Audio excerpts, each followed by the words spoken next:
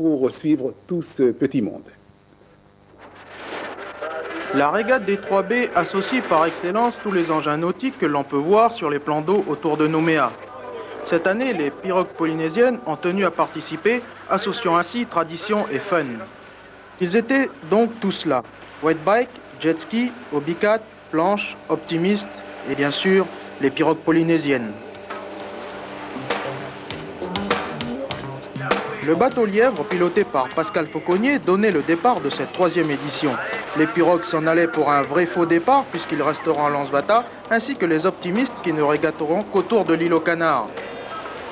Mais déjà, la horde infernale des jet skis et des wet bikes disparaissait de Lansvata pour 2 tours du circuit des 3B, laissant derrière eux l'écume et les vagues du désespoir des engins à voile. En effet, le vent n'était pas de la partie et on assistait alors à un embouteillage de voiles, de planches et de coques. La galère ne faisait que commencer. L'équipage Bondaletov-Kali venait de virer à la Côte Blanche lorsque les premiers wet bikes et jet skis en finissaient avec leur premier tour. Wilfried Maille sur wet bike avait pris le commandement, laissant Didier Brun et Raillard en pleine explication sur leur jet ski. Sur les 17 participants, on dénombrera 9 abandons pour ennui mécanique. Et la première victime n'est autre que le frère de Wilfried, Philippe Maille, qui avait cassé la direction de son wet bike après 20 minutes de course.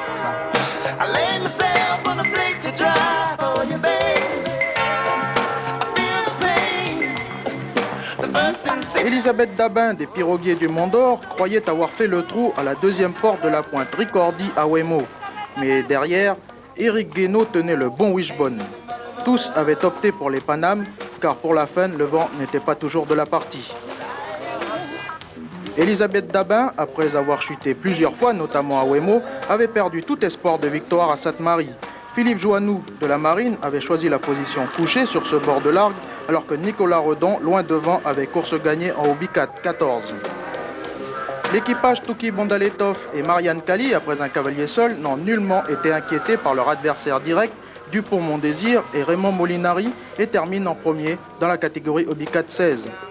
Sur la plage, on attendait avec impatience l'arrivée de la première Paname de Éric Guénaud qui devance au classement 2 féminines, Elisabeth Dabin et Sandrine Robert grâce à un meilleur choix. J'avais choisi le bon matériel, je pense, et c'est surtout ça qui m'a permis de gagner. Vous avez eu des problèmes avec le vent? Pas trop, non, c'était bon. C'est impeccable, il n'y avait pas trop de vent, c'était vraiment ce qu'il me fallait comme un temps. Les pirogues polynésiennes, quant à elles, disputaient tranquillement leurs 800 mètres de course dans Lansvata. Les juniors de la SPTT, une fois encore, dominent la pirogue à 6 chez les dames, alors que Raro Matai et Maïré Taratoni se partagent les places d'honneur. Chez les hommes, Raro Matai aligne les victoires devant la SPTT et la CSP. Nous tenons à remercier le Fun Club pour cette invitation. Nous regrettons simplement de ne pas avoir répondu en masse à cette invitation, du fait que c'est une discipline qui a été organisée le dimanche, et puis donc il y a beaucoup de candidats piroguiers qui ne sont pas venus aujourd'hui à cause de cela. Chez les optimistes, comme l'an passé, Claudia Tobelman a survolé l'épreuve avec ses fidèles lieutenants Laurent Nicolas et Kathleen Tarsin. L'année prochaine, le Fun Club compte sur la participation. Spécialité René Xeco.